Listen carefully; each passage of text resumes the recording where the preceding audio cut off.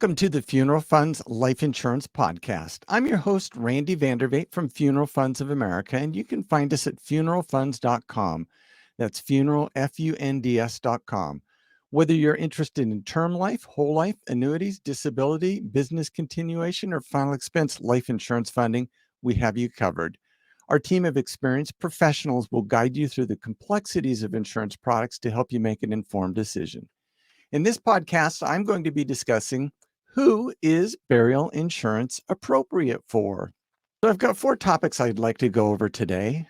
The first for who is burial insurance appropriate for is people who don't have savings or assets.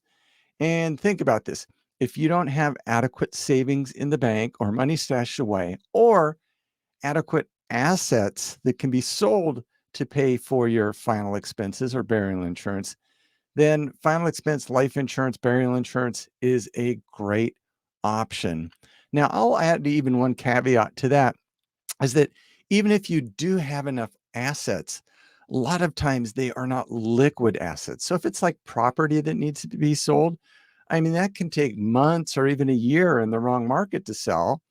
And also, if you do have assets in trusts or locked up in the banks or anything like that, and you didn't take care of things in advance, then your family's going to have difficulty accessing those.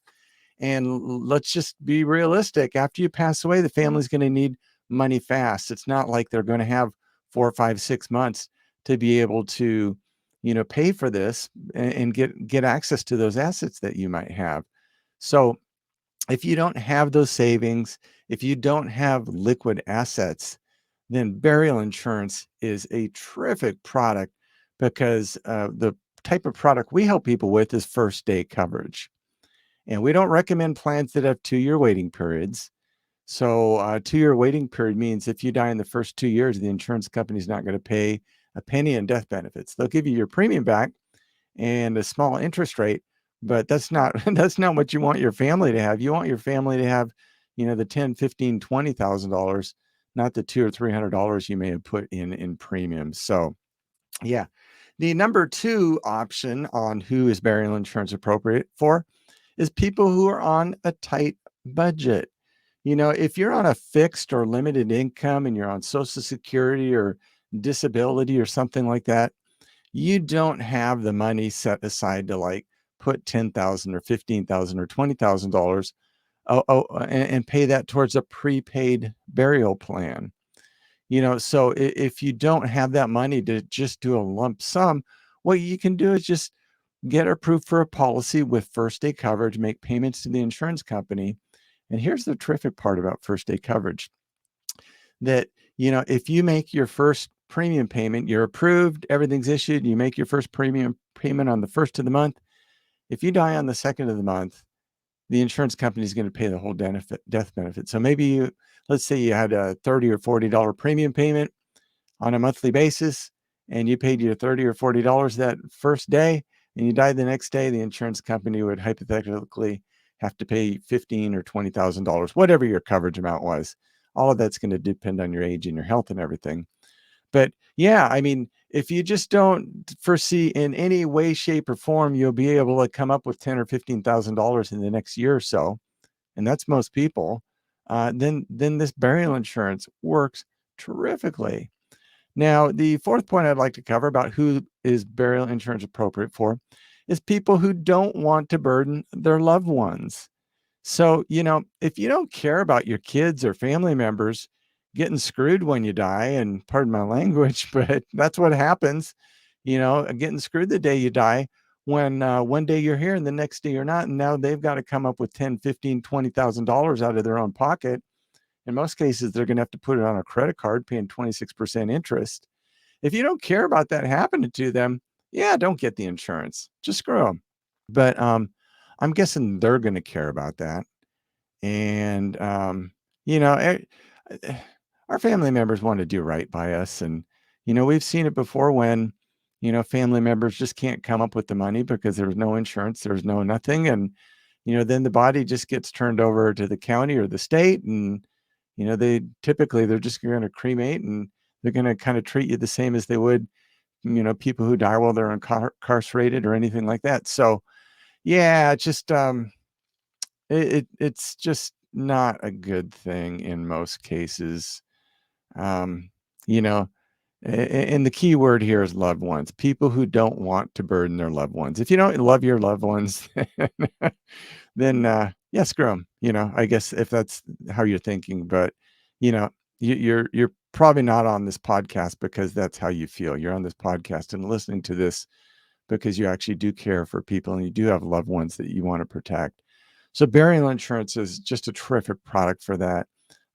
Very low monthly payments. You can pay out really big, large amounts of money when you pass away so that your family members or loved ones or children aren't burdened after you pass away.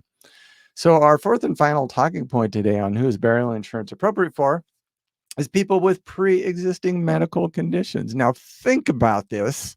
Most of the companies offer policies from age 50 up to age 80. Some are age 45 to 85, some are age 18 up to 89. It just depends on the insurance company, but it's primarily people above age 50. And think about it. Who's more likely to have health problems? Somebody that's in their 20s or 30s or 40s or somebody who's over age 50? Yeah, it's going to be the older folks. So with that in mind, their insurance that's really geared towards younger people is often unattainable for older people because of health or medical issues. So when you're younger, most people just need temporary coverage, like term life insurance, something like that. But when we're older, you know, term life is good for if you die at an inconvenient time or within an inconvenient period of time, 10 years, 20, 30 years. When we're looking at whole life insurance for burial insurance, we've kind of altered our conversation a little bit on this, and we are no longer like, if you're going to die. It's like most people, once they pass age 50, they're like, oh baby, you know I now understand I'm on the backside of the 100 years or whatever that I'll probably hopefully live. But yeah, it's no longer if you die, it's when you die. And you know there's so many health conditions out there that factor in with the different insurance companies that it can make it very confusing if you don't have any idea of how to handle the underwriting with the different insurance companies. So I want to kind of demystify that a little bit. Most of the common stuff that you're going to get when you're older, the high blood pressure, the cholesterol, the diabetes, kind of the depression, aches and pains and pain meds and stuff like that, arthritis, all that stuff, no problem at all with the right insurance company or companies. And we work with a whole bunch of different insurance companies at Funeral Funds of America because we specialize in first day coverage. And each company has their own underwriting questions, health questions, and their own underwriting medical requirements.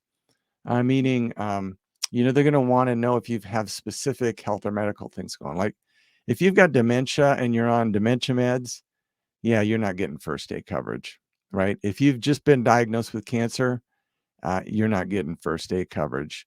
If you've just been put in an assisted living facility because you can't perform activities of daily living, you're not getting first day coverage. And don't get upset with the insurance company because you qualified for this insurance at some point in your life. You didn't do a dang thing about it. So we get people that get pretty frustrated sometimes, like it's not fair. Well, it's not an insurance company's job to wait until you've been diagnosed with cancer to give you a policy. That's kind of like saying, getting mad at auto insurance companies because, they won't replace your car if you try to buy insurance after you've been in an accident. That's called personal responsibility, and insurance is intended to cover the unexpected, or if things happen in inopportune time. Insurance is not meant, hey, you've put this off for 50, 60, 70 years, and now you've just been diagnosed with 6 months to live, and you want to pay an insurance company $50 a month for 6 months and then have them write out a $15,000 or $20,000 check. It doesn't work out that way. And I didn't mean to get real negative on you there, but some people just kind of need to readjust their thinking on that, I think, because that's just the way it is. If you were in business, you wouldn't do that if you own the insurance company too. So, but the good news is, let's get this back to the positive. Oh my gosh. The good news is most of the stuff you're on, prescription medication wise, most of the health conditions you have, not going to be any problem. We work with enough different insurance companies. We can get you approved for first day coverage or benefits. Now, there's a challenge with some agents out there. They're called captive agents, and the companies they work with won't let them offer any other insurance plans other than that one insurance company.